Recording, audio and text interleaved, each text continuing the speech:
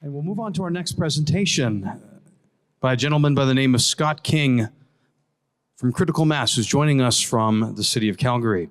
Scott joined Critical Mass in 2012. He considers himself an expert at providing strategy for grudge purchase brands like consumer packaged goods such as Clorox, Glad, Liquid Plumber, and financial services including Citi and USAA. His background includes 16 years in digital marketing and advertising across a range of brands and industries. And given the chance to pick between a book and a movie, he'll pick the movie every single time. And let's give a round of applause and welcome Scott King to the stage.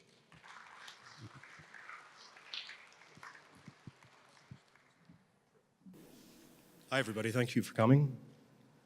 As mentioned, I'm from Calgary, and I work at Critical Mass. I actually work primarily out of the Chicago office, although I do live in Calgary. We're going to talk about crime today, because crime is inspirational, and technology and crime is even better. Before I get going, I just want to talk a little bit about where I'm from. There's 950 of us at Critical Mass. We have offices all over the world. We're primarily a marketing and advertising agency, but technology has always been a core part of what we do. As mentioned, I like things that people don't like to buy, so for a long time I worked on bleach. The nice thing about bleach is bleach kills germs. Germs cause the flu. So we did a project a few years ago to try to prevent the flu, because the truth of the flu is that it takes about 24 hours to go across the country. And so if you've seen flu trackers before, they always work on a map, right? So what's the point of a map when you're 18 hours away from an outbreak? So the thought here was, could we use the Twitter feed, the whole Twitter feed, the whole fire hose, to determine if people were getting sick in an area? And we found a company called Bottlenose. And what Bottlenose does is they're a defense contractor, and their whole job is to find out if it's 14-year-old kids making jokes or actual terrorists making threats. And that same technology allowed us to determine if somebody was just not wanting to go to work one day or was actually starting to get sick. And so we started being able to prevent or predict the flu within about 3 days of when it was going to get bad in your area. And then we visualized it like this.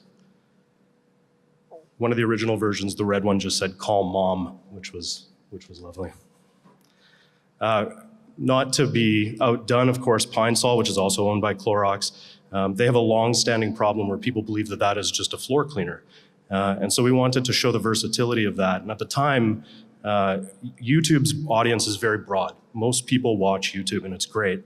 The categories in YouTube are also incredibly broad.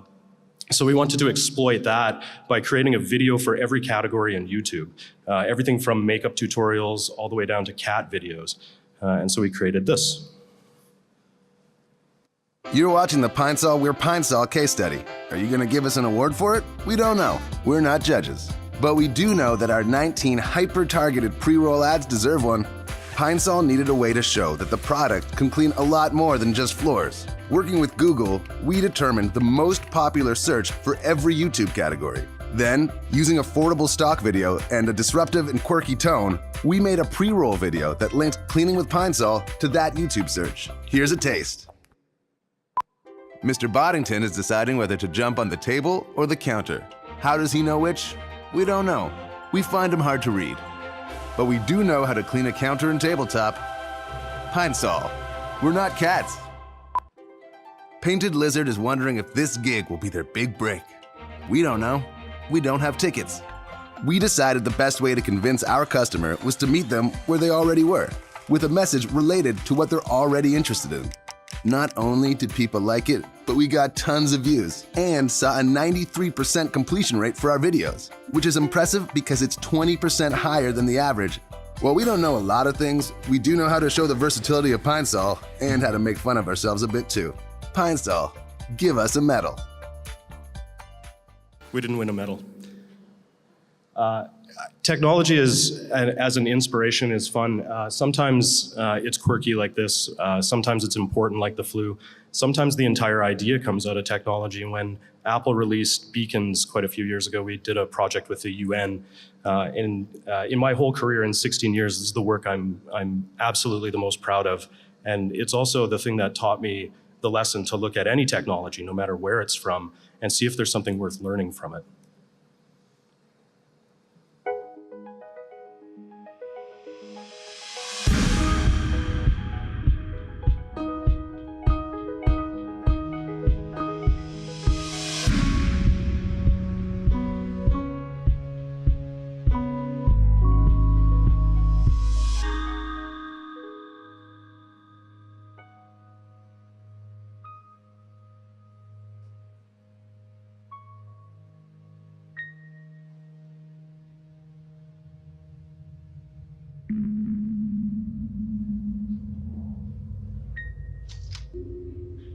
Landmines, IEDs, unexploded ordnance, artillery shells and cluster bombs.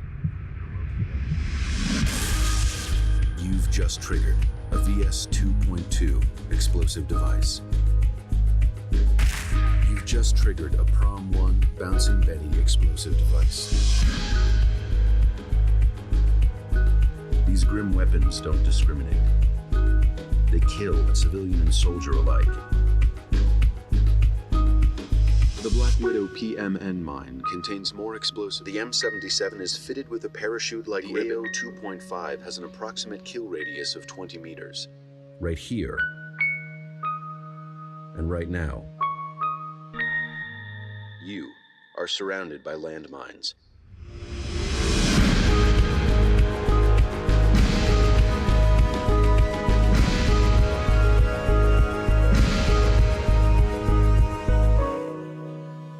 We're fortunate to have clients like the UN, and we earned the right to have that installation in the lobby of the UN headquarters in New York after that, and we're very proud. So we have a remarkable lineup of customers. Matt at the beginning mentioned one in particular, USAA. If you watch CNN here in Toronto, you probably see USAA ads. They are a financial services organization. They started as roadside assistance and insurance, but they're unique in that they only serve military and the family of military. They have 13 million members, complete full service financial, right up to investing. They've been around for about 100 years now.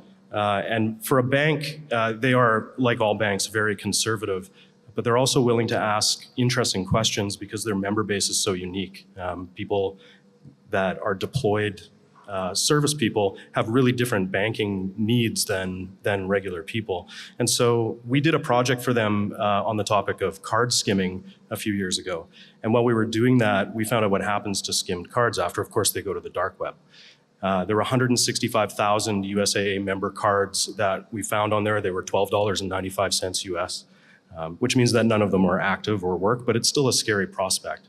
Rather than panicking and shutting it down, we have very brave clients in San Antonio, Texas. They came back and they just said this: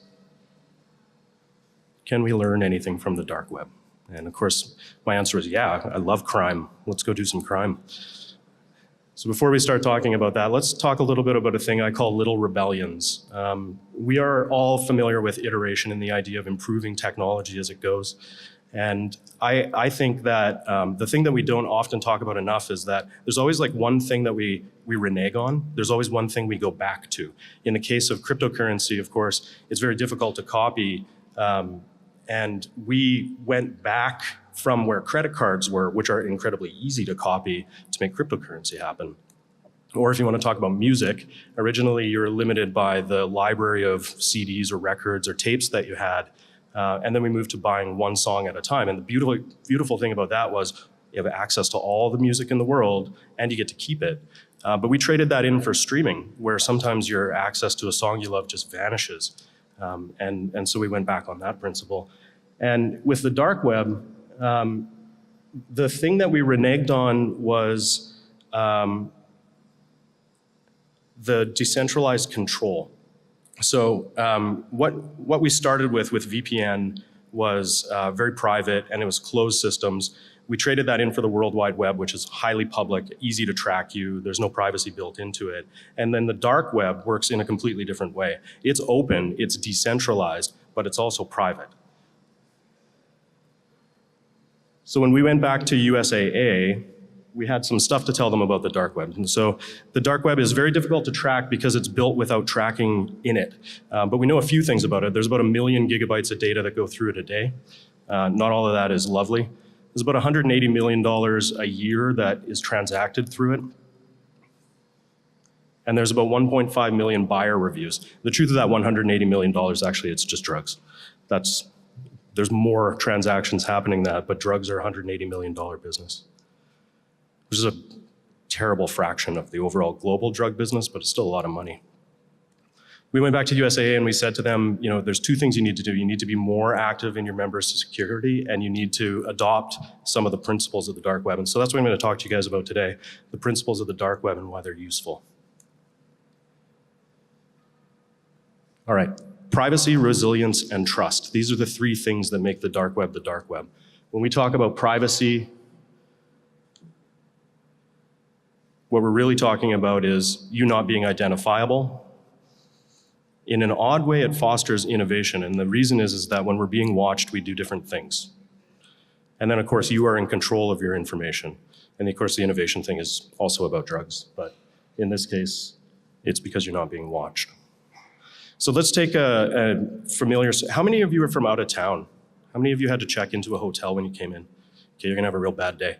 70% of hotels leak information. The Marriott chain had 343 million records exposed this year.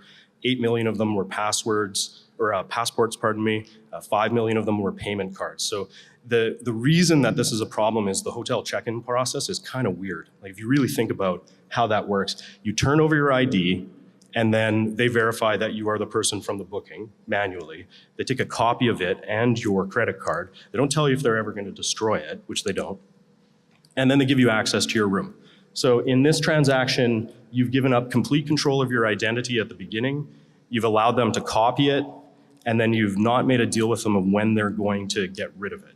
And so in the end, of course, it ends up getting leaked. If you take that and you apply some principles of the dark web, some privacy first, maybe some automation, it starts to look very different. Why are you giving your ID to somebody when you probably booked online? Why not verify your ID digitally?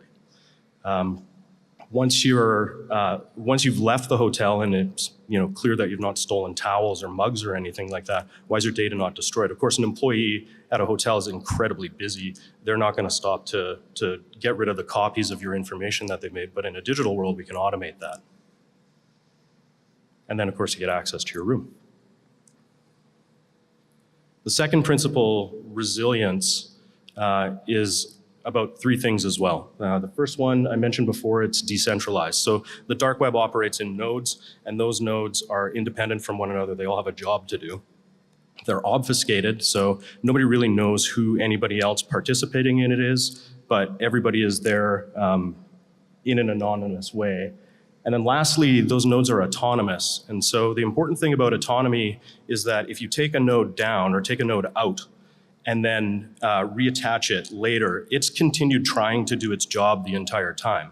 It's always trying to work for what it's doing. And that affords some interesting ways to create access. So if you take a product like FireChat, does anybody use FireChat? Nobody? Okay, this is a little known, it's a very fun app, and it's great in an emergency situation because it allows you to message without having a connection to the internet. And it does it through mesh networking. So if you're on this mythical island and you want to send a message and there's a bunch of people with FireChat, it'll relay it through FireChat from person to person. Just like that.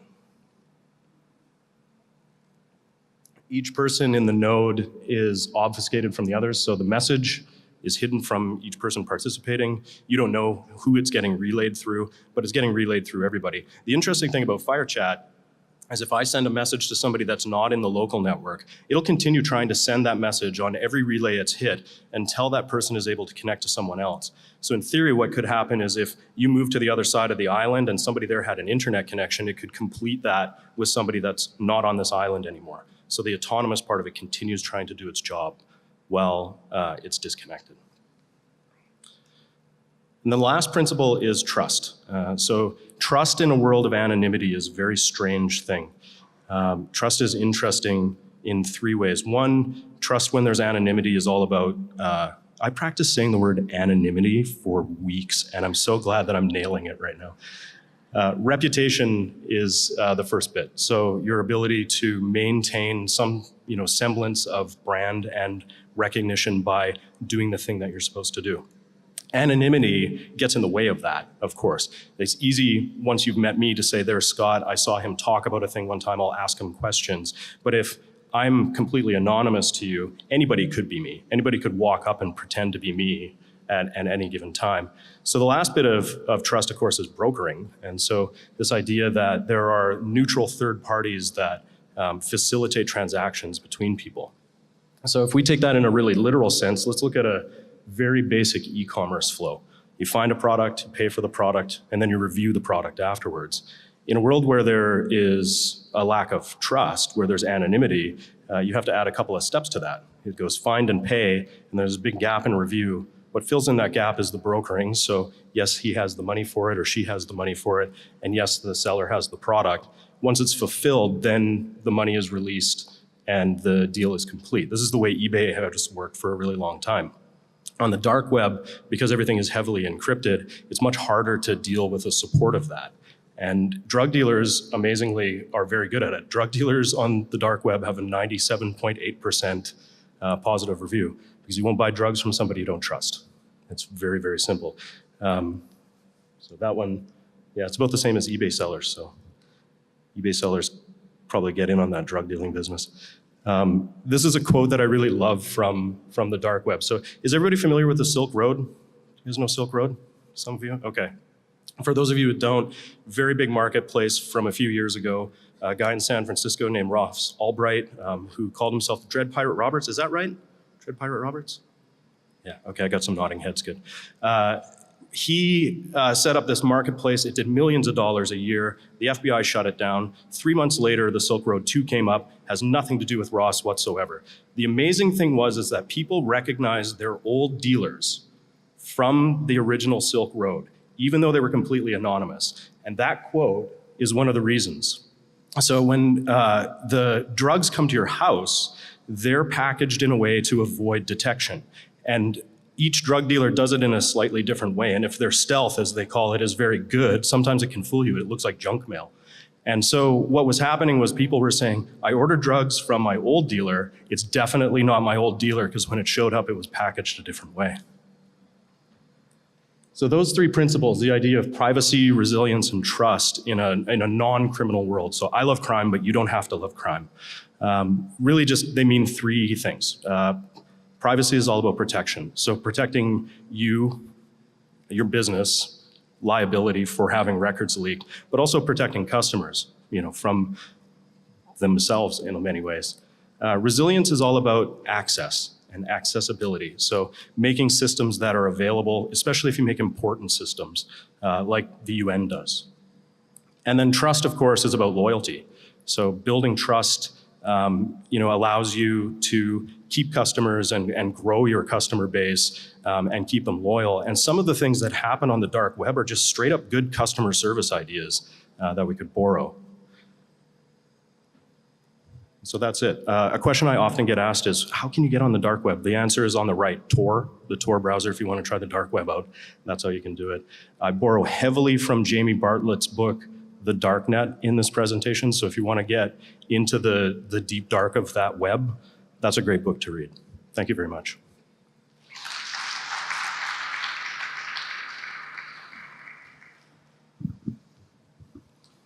Thanks, Scott. We've got a few minutes for questions, and I definitely want to open it up to the floor. There's a microphone over here. If you have a question, raise your hand really high, and we'll get someone to run over to you and ask a question. Over here on this side.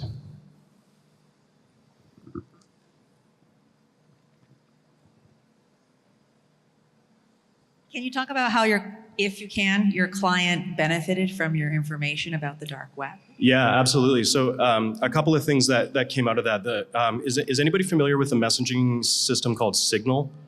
Edward Snowden liked to talk about it a lot. So one of the things USAA would like to implement now that they've seen this work is customer service via Signal. When soldiers are deployed, especially in places like Iraq and Egypt, where there's like heavy communication monitoring, Signal allows them to remain encrypted when they make those transactions. So customer service reps from USAA will be trained how to use Signal to help soldiers that are deployed. Great. Any other questions out in the audience? Can I add to that, actually? Absolutely. One other thing, this is very process-centric sort of thing, but we're now starting to talk to the client more about privacy-first design. So thinking about how you design systems that are inherently private, much in the way the dark web is. So there's when you have military families, giving power of attorney and access to people is very common, and the systems that have been developed to do that in the past have been, somewhat insecure. There's literally a PDF available to military service people in the US that tells them to write down their bank name and password, username and password, before they get deployed, which is an awful idea, just terrible, because there are people out there that, like me, that love crime. So. Scott, why are people so loose now with their private information? Even just from experience, I ask this question a lot in usability testing. Especially when I do work in regulated industries. Mm-hmm. How important is privacy to you? And they say, if it's a legitimate enough website, I don't really worry about it. Sure, yeah. The other thing you hear a lot is, I don't have anything to hide. And so like, why would I worry about this if I'm not a criminal or I don't, do something bad every day? Or, but I mean, like all pieces of information, they can be connected in ways that you didn't intend and end up making you look like you're, participating in crime. There's a good example of that from a guy who wrote Cold Case, the TV show Cold Case.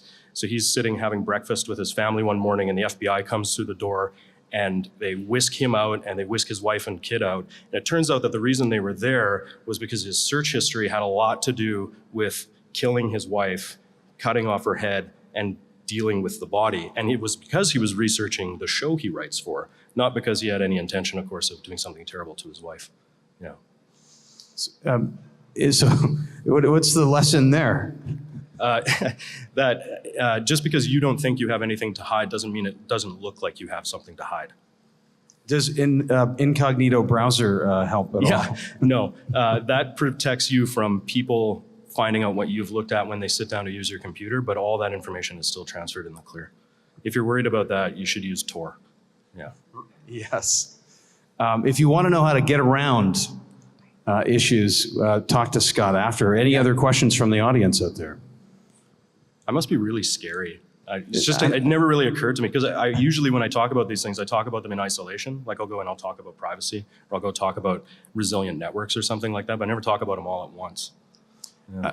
I'm curious about this user rating situation for drug dealers because is this really a thing? And you must be speaking about American data when you refer to USAA.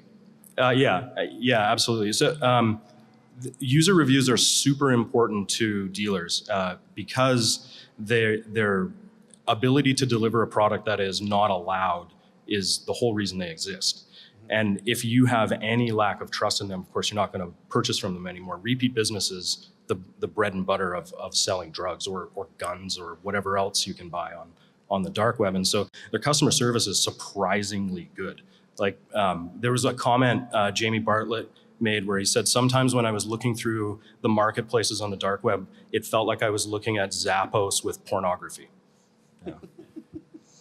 So not unlike our previous chats today where pornography and gambling are pushing augmented reality and machine learning, do you feel like the dark web is actually pushing us to be better at security and privacy? Yeah, I hope so. I mean, the first time I talked about privacy, I thought it was really serendipitous that there had been a big breach with Facebook and like a bunch of Facebook information was exposed. And then, of course, the next time I did that talk, Facebook had been breached again. And today, I'm talking this morning, they were breached again. So yeah, I think it's important. And I don't think businesses that trade in information are going to prioritize the safety of your information. So you have to do it. I've been receiving spam messages lately saying, I know your password, send me cryptocurrency to this address. Yeah, they definitely know your password. Yes. So everybody's got their phone on them. I'm not going to be upset if you pull out your phone right now and try this. Go to haveibeenpwned.com, PWNED. You guys know what that is? You're giggling? Yeah. How many times have you been caught in a breach? I'm at 14. Yeah. So haveibeenpwned.com. And just plug your email address in there, see if that has been part of any breach. It almost certainly But I sent the guy the money. Why would he still have my... Yeah. You didn't use a broker. I didn't use the right alias. It is true though, you know, this is happening more and more. Yeah. How many of you in the audience have gotten a call from your credit card company saying, oh, we need to send you a new card, your card's been compromised? You know, it should be more than that, actually, to be honest. It's happened to me like 5 times in the last 5 years. So it's a thing that happens quite regularly, and maybe it's because I stay in hotels. Yeah. More than hotels anything are bad for that. Gas stations are notoriously bad. The United States is not where we are banking-wise. The U.S. implementation of the chip system on cards is still being rolled out, and so card skimming is incredibly easy and popular there, and it grows. And in the UK, it did the same thing. You know, in I guess 2010, when they implemented the chip and pin system, they saw card skimming and card fraud go through the roof right up until the day where it was completely implemented, and then it falls off. The people that are trying to skim those cards, they see their opportunity window shrinking, and then they ramp things up, which is currently happening in the US. One more question for me, unless there are others from the audience, and then we'll move on in the program. Why are people so okay with interacting with the dark web? Well, it's very difficult to tell how many people are okay with it. The estimates that I've been able to pull up range quite a bit, but the most common number that's thrown out is 5 million, which isn't a lot of people. Like, that's why that number, $180 million in drugs a year through the dark web, is, first of all, probably wildly inaccurate, but also small as an That's industry. American or worldwide, the 5 million? Worldwide, yeah. Yes, okay. No. So it's not as many people as you think? No, it makes a big headline, but it's still a relatively small number of people. I feel like sometimes Craigslist is like the dark web. Craigslist is a good place to go and find things that you would access through the dark web. So is Reddit. Yeah. There's no search engines on the dark web. Yeah. All right, give it up for Scott King, everybody. Thanks so much. Thank you, everybody. Tips and tricks on getting through the dark web here.